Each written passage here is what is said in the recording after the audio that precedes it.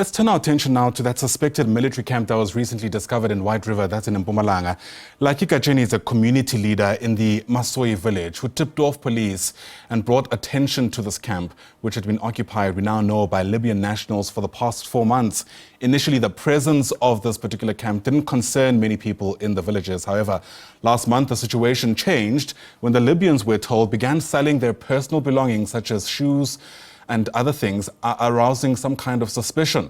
This grew into alarm as they allegedly started also committing robberies in that community. For more on what actually took place, let's welcome Gatsheni, who joins us now via our video link. It's great to have you on the program, sir. Thanks so much indeed for making time to speak to us here on the SABC. Let's take a couple of steps back. I mean, before you started being suspicious about what was happening at that camp, can you describe for us what the interaction was between people who were at that particular site and the surrounding community? Thank you, Ayanda. These things started when we see these guys selling their belongings. They were selling their boots and necklaces, and they were selling watches and some T-shirts.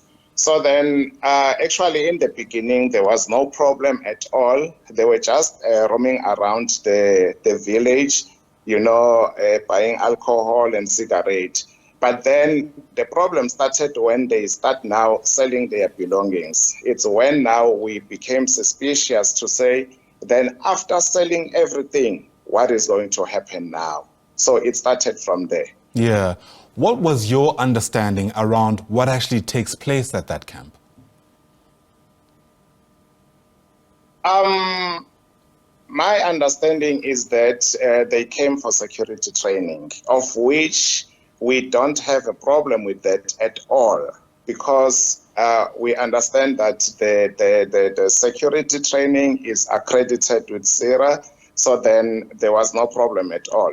The only problem started when now they start robbing our community members, because they were working even at night. So we do have people that lost their phones, and there's another guy that they broke his car window. So that is where the problem began now. Yeah, fair enough. I mean, there's been all kinds of reports around how long that camp had been operating for. But I mean, from your own experience, how long would you reckon these people were able to just go unnoticed, really, at that particular site? It was just a month, but I understand that they were there in the camp for the past 4 months. So then, but they were visible in our area this last month.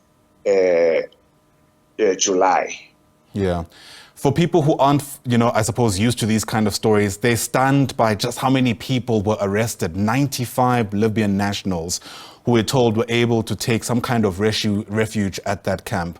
Given what you could see, and I appreciate that you're no investigator or police official, you're just a community member, but was this a gradual kind of, let's call it, deployment of these Libyan nationals, or did you find that they just slowly started taking some kind of shelter at that particular camp over time? I can't comment on that because I actually don't know what is happening there. Like I said, we actually don't have a problem at all about training, So if then they came from Libya for training security, then it's okay.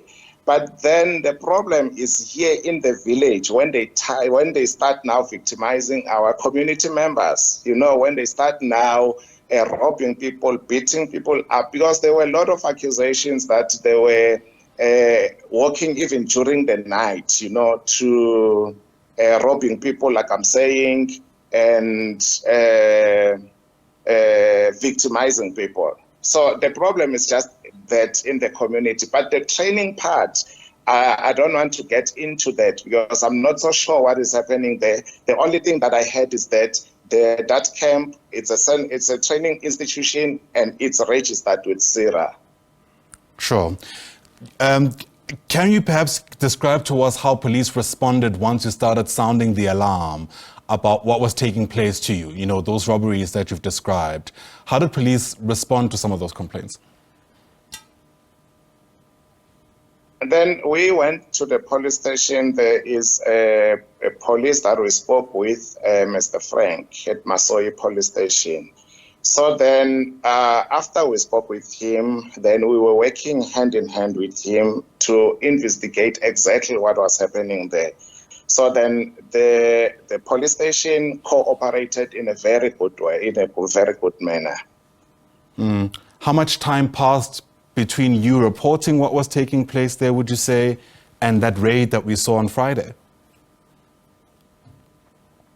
It was 2 weeks, if I'm not mistaken. We started talking with the police for the past 2 weeks, just before the Friday. Okay. And what's the community's response now that this raid has taken place? Are you feeling any safer? Yeah, we feel relieved. Honestly, we feel relieved and we feel safe now. Yeah. I imagine you still have sight of that particular camping site from where you are. What's the activity been like there in the past 2 days? Because, as I mentioned, that raid took place on Friday, and I imagine a lot of people had an increased interest in what takes place there. Yeah, in that camp, we went there on Saturday, and the minister was there. He actually went in to witness what is happening there. And currently, I don't know what is happening, but I heard that it is shut down. Then I can't comment on that much because I actually don't know what is happening there for now. Yeah. No, fair enough. I imagine part of whatever's up there might be used at a later stage. I mean, if officials are listening, from a community perspective, how would you reckon they can work to prevent a repeat of something like this taking place again? They can continue like training. Like I said, that I can't say that place should be shut down. I can't say that because it's registered, it's accredited. So then they can continue working. The only problem is that those people, they mustn't come to the village and victimize our community. So then if then they are that side, then we don't have a problem with that. They can continue doing whatever they are doing there. All right. Gatsheni, thanks very much indeed for speaking to us. We appreciate you giving us your side of the story. Gatsheni is a community leader in the surrounding Masoyi Village. Among the people who sounded the alarm when they started suspecting suspicious behavior at that alleged illegal military training camp in White River, that's in Mpumalanga. We know, of course, those 95 Libyan nationals who were arrested on Friday are expected in court today. A whole host of questions about how that's going to unfold, by the way. Given the size of the courtroom itself, logistically speaking, it seems impossible to have all of them appearing at the same time. And even now, it's unclear how officials are going to deal with that.